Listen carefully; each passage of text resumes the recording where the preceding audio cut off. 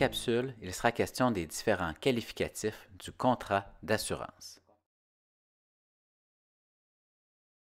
Le contrat d'assurance est un contrat privé ou public. Dans le cadre de ce cours, nous aborderons les règles applicables au contrat d'assurance privé seulement. Voici quelques exemples de régimes publics d'assurance. Le contrat d'assurance peut également être individuel lorsqu'il est conclu entre un assuré et un assureur. Il peut également être collectif lorsqu'il est conclu par un preneur et un assureur pour un groupe d'assurés. Pensons à l'assurance collective offerte aux employés d'une entreprise. En matière d'assurance de personnes, le Code civil prévoit parfois des règles particulières pour l'assurance collective. Dans le cadre de ce cours, il sera surtout question de l'assurance individuelle. Bien que le contrat d'assurance soit l'exemple type du contrat d'adhésion où il est impossible d'en négocier le contenu, le contrat d'assurance peut être de gré à gré. Il en est ainsi pour des risques spécialisés. À titre d'exemple, une entreprise développe une nouvelle technologie pour laquelle il n'existe pas encore de produit d'assurance. Dans ce cas, l'assureur et l'assuré peuvent négocier les contours de la garantie. Cela dit, le contrat d'assurance est bien souvent un contrat d'adhésion. Cette réalité vient teinter de manière importante plusieurs règles du Code civil au sujet du contrat d'assurance ainsi que la philosophie des tribunaux à l'égard de la protection des intérêts de l'assuré.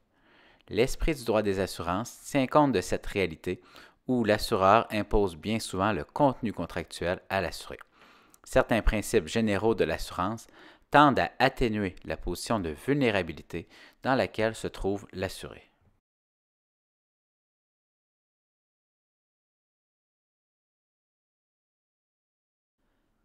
Plus concrètement, lorsque le contrat est d'adhésion, il s'interprète en faveur de l'adhérent. Il en résulte que les inclusions qui tracent les contours de la garantie offerte par l'assureur s'interprètent largement et que les exclusions de garantie s'interprètent restrictivement contre l'assureur. La protection contre les clauses illisibles ou incompréhensibles s'applique également au contrat d'adhésion. Quant à l'article 1437, vraiment peu de clauses des contrats d'assurance ont été déclarées abusives par les tribunaux. Cela peut s'expliquer par le fait que différents principes interprétatifs propres au droit des assurances permettent d'interpréter une clause sans lui faire produire un effet abusif.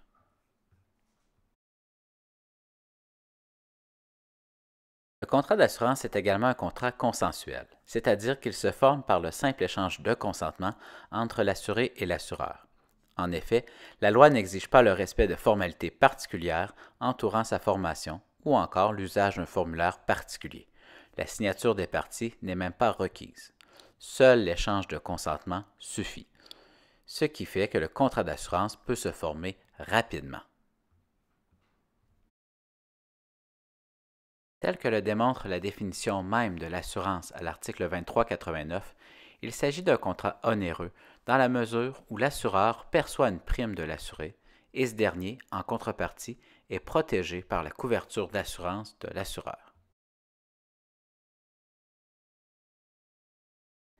De la même manière, la définition même de l'assurance à l'article 2389 en fait un contrat aléatoire.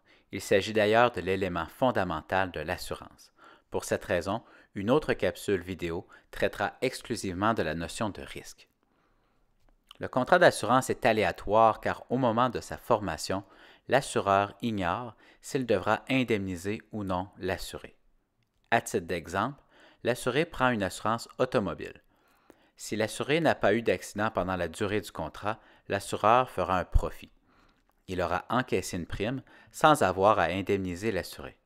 Toutefois, si l'assuré a un accident pendant la durée du contrat, l'assureur encaissera une perte car la prime annuelle de 1 000 $ est moins élevée que l'indemnité, par hypothèse de 30 000 $ que l'assureur devra verser. Enfin, le contrat d'assurance est un contrat à exécution successive. Si l'assuré peut choisir d'acquitter l'intégralité de la prime lors de la formation du contrat d'assurance, il en demeure que l'assureur ne peut s'acquitter de ses obligations en une seule et même fois. En effet, la couverture d'assurance offerte par l'assureur protège l'assuré pour une certaine période de temps, généralement 1 an. En conséquence, le contrat d'assurance ne peut être résolu, mais seulement résilié. Tel que vous avez déjà vu dans vos cours d'obligation, le contrat résolu est réputé n'avoir jamais existé. Il y a donc un effet rétroactif, contrairement au contrat résilié qui cesse d'exister et de produire des effets pour l'avenir seulement. Voilà qui complète l'étude de la qualification du contrat d'assurance.